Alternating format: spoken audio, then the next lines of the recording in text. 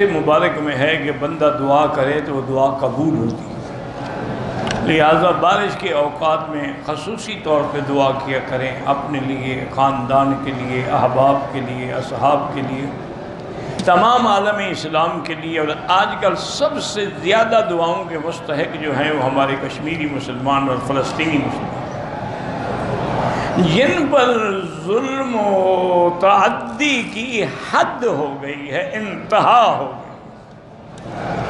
آج یعنی تقریباً 70 دن گزر گئے ہیں کرفیو کو، کہ تمام دنیا سے ان کا رابطہ منقطع ہو گیا ہے، کسی کو ٹیلی فون نہیں کر سکتے، نہ ٹیلی فون سن سکتے، اور نہ کسی میڈیا کو خبر دینے کی اجازت ہے، جانے نہیں دیتے، خبر کیا دیں گے۔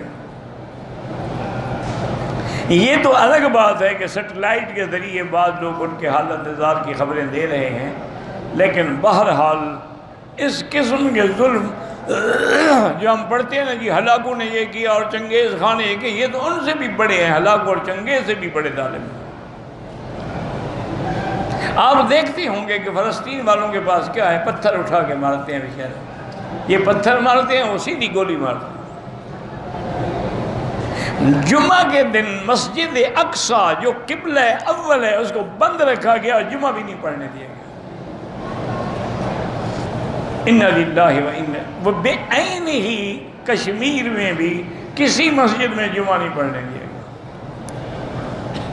جو مساجد تھیں ان کو بھی تالے لگا دیے گئے۔ تو اس لیے خصوصی دعا کریں کہ اللہ ہمارے ان مسلمان بھائیوں کو ظلم و ستم سے نجات عطا فرمائے، اور اللہ تبارک و تعالی ظالموں سے اپنی قدرت سے بدلہ دے۔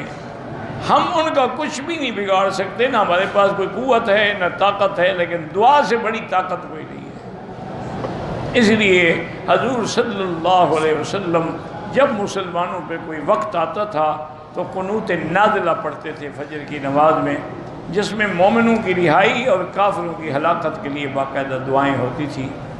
آج اللہ کی شان ہے، ہمارے مدرسے بھی خاموش ہیں، مسجدیں بھی خاموش ہیں، مولوی بھی خاموش ہیں، اور مسلمان مر رہے ہیں۔ کم سے کم بھی دعا تو کر سکتے ہو، اور کچھ نہیں کر سکتے ہو، اتنا تو بے حس نہ ہو جائیں۔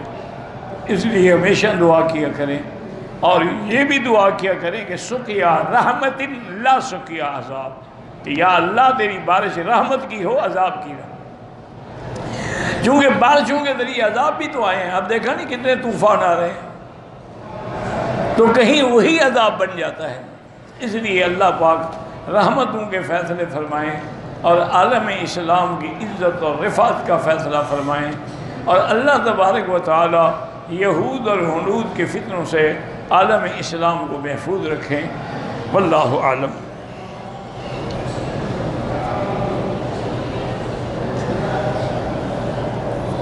ایک عورت کو 3 مہینے کا حمل تھا اور وہ عمرے کے لیے چل پڑی، تو راستے میں اس کا حمل جو ہے وہ گر گیا، اسقاط ہو گیا۔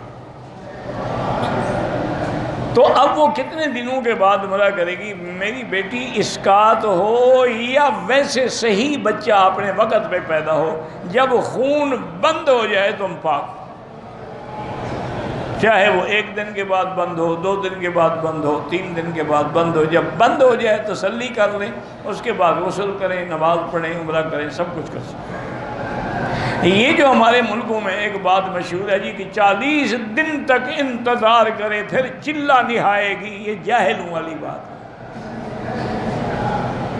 وہ تو حکم یہ ہے فقہا کا کہ اگر خون بند نہیں ہو رہا تو اس کی حد ہے کہ ہم 40 دن تک انتظار کریں گے۔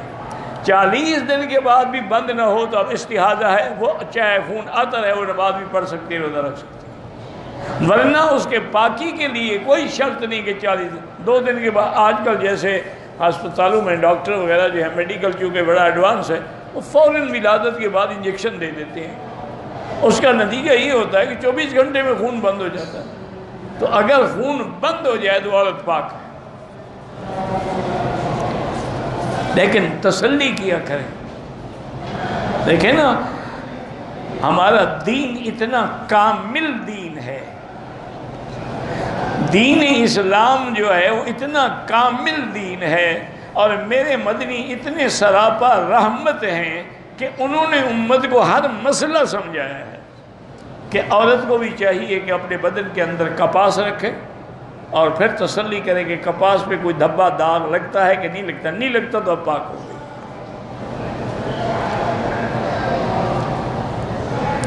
میں اپنے خاوند کو سب باتیں بتاتی ہوں، یہ غیبت ہے، اگر لوگوں کی بتاتی ہو تو غیبت ہے، اپنی قصے کہانیاں سناتی ہو تو وہ تو کوئی غیبت نہیں، لیکن اگر لوگوں کے سناتی ہو کہ فلاں یہ ہے فلاں یہ ہے فلاں یہ ہے، پھر اس سے بڑی غیبت اور کیا ہوگی؟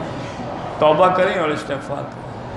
اور اسی طرح ایک حدیث پاک میں حضور نے فرمایا کہ عورت کو اپنے خاوند کے سامنے کسی دوسرے مرد کی تعریف نہیں کرنی چاہیے، اور مرد کو بھی اپنے بیوی کے سامنے کسی اور عورت کی تعریف نہیں کرنی چاہیے، ورنہ نتیجہ یہ ہوگا کہ وہ دونوں اسی کی محبت میں گرفتار ہو جائیں گے۔ اس لیے احتیاط کیا کرے، کوئی بے فائدہ بات نہ کیا کرے۔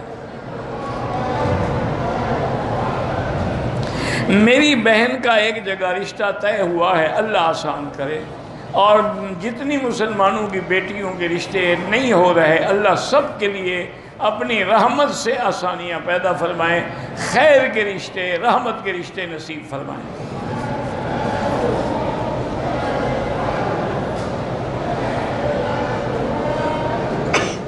کہتے ہیں کہ کسی ایسی حدیث میں ہے کہ حضرت ابو ذر رضی اللہ تعالی عنہ فرماتے ہیں کہ میں الٹا لیٹا ہوا تھا تو حضور نے مجھے پاؤں سے ہلا کے فرمایا کہ یہ اس طرح لیٹنا جو ہے یہ جہنمیوں کا انداز ہے۔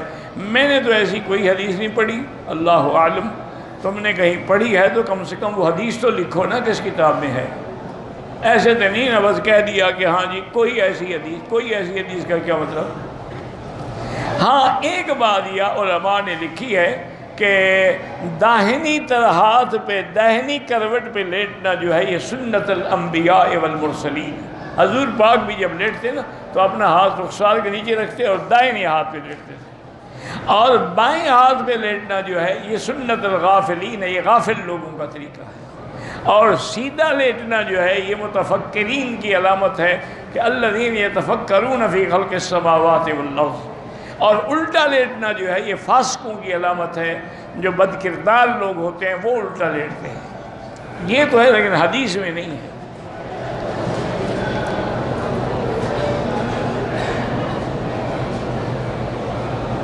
کہتے ہیں کہ بسم اللہ ربی اللہ حسبی اللہ توکلت علی اللہ واعتصمت باللہ وفوض امری الی اللہ ما شاء اللہ لا قوت الا باللہ۔ کہ علامہ سیوطی نے یہ خواب دیکھا تھا کہ وہ بیمار ہیں اور آخری وقت میں ہیں، حضور اور صحابہ شہداء پرندوں کی شکل میں آئے اور یہ دعا پڑھنے کے لیے کہا۔ یہ تو خیر قصہ ہے کہ پرندوں کی شکل میں آئے، پرندوں کی شکل میں آنے کی کیا ضرورت ہے؟ اگر آنا ہی تھا تو پھر اپنی شکل میں بھی آ سکتے تھے۔ یہ اگلی بات غلط ہے، دعا ٹھیک ہے۔